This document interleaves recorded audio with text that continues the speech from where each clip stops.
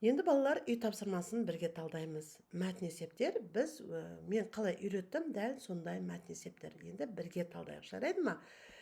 Бірінші кезекте біз не істейміз? Мұқият оқимыз. Ешқашан ұмытпа, мұқият оқу керек. Түсінбей қалсаң, 3 рет, тіптен 4 рет оқы, бірақ түсіну керек, жақсы ма? Ал егер де онда да қиын болып жатса, ұмытып жатсаң, онда бір оқып болғаннан кейін әр сөйлемді жеке-жеке оқимыз, жарайды ма? Енді зергер 30 білезік жасады.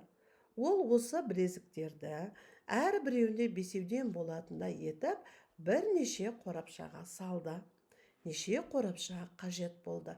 Дәл біз келтірген мысалдағыдай тапсырмалары дәл соған қарап орындасаңдар болады. Енді зергер 30 білезік жасапты. Жалпы зергердің жасаған білезіктерінің саны 30, демек ол бүтін болады. Мына қараңыз, міне астында тұр, ол бүтін. Ол осы білезіктерді әрбіреуінде бесеуден болатындай етіп бірнеше қорапшаға салды.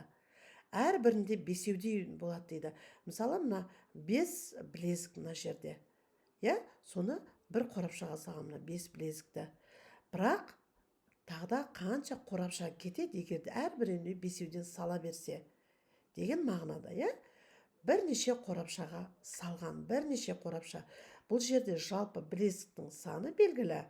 Әр қорапшаға салынған білезіктің саны белгілі, бірақ қорапшаның өзінің саны белгісіз. Демек, біз не істейміз? 30 білезікті 5 білезікке бөлу арқылы, яғни қорапшаның санын табамыз, жақсы ма? Дәл жаңа тапсырмадағы сияқты.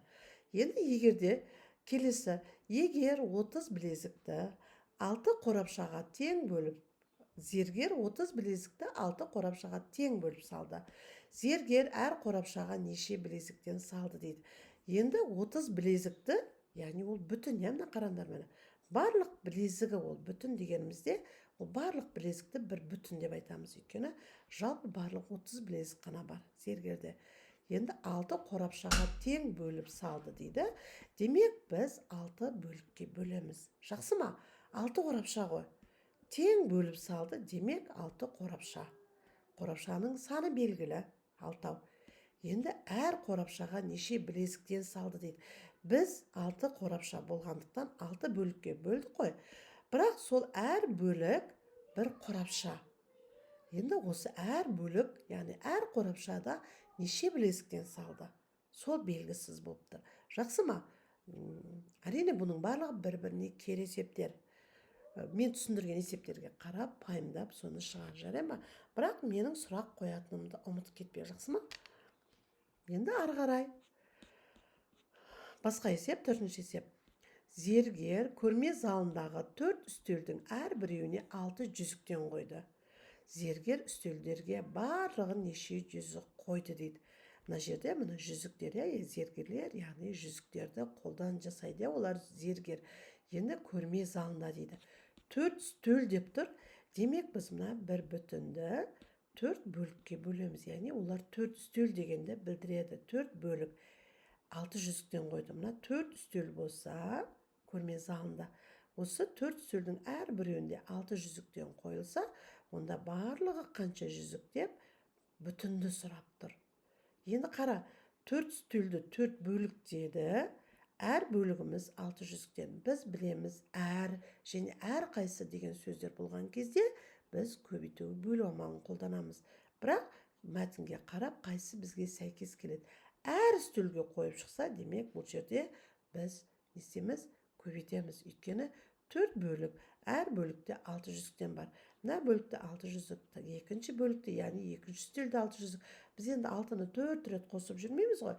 Біз ондай кезде бірдей сандардың қосындысын табатын кезде біз қосуды көбейтумен алмастыратын едік. Енді ары қарай. Есептерді шығар. Көрмеге 36 алқа қойылды дейді. 36. Олар күніне 4-ден бірнеше күнде сатылды. Алқалар неше күнде сатылды дейді. Жалпы алқаның саны 36. Саны белгілі. Күніне 4-ден бірнеше күнде сатылды. Бір күнде сатылған алқаның саны белгілі. Яғни бір күнде 4-ден сатқан. Бірнеше күнде сатылды деп тұр. Демек, күннің саны белгісіз. Неше күнде сатылғаным белгісіз. 36 алқа әр күні төртеуден сатылған, сонда жалпы алқаның саны белгілі. Бір күнде неше алқа сатылғаны белгілі. Бірақ бір күнде төртеуден сата отырып, оны неше күнде сатқаны белгісіз. Жарай ма? Осыны орындаймыз.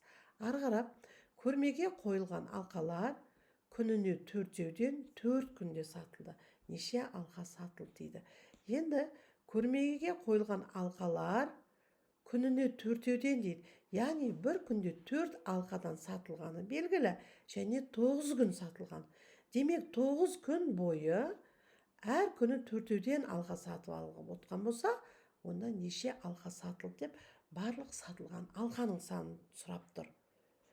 Демек бір күнде сатылған алқаның саны белгілі 4-теу, неше күнде сатылғаны белгілі 9 күн сатылған, сонда неше барлық сатылған алқаның саны белгісіз. Бүгінге арналған сабағымыз осы. Кәделеріңізге жарасын балалар. Сау сәлемет болыңдар.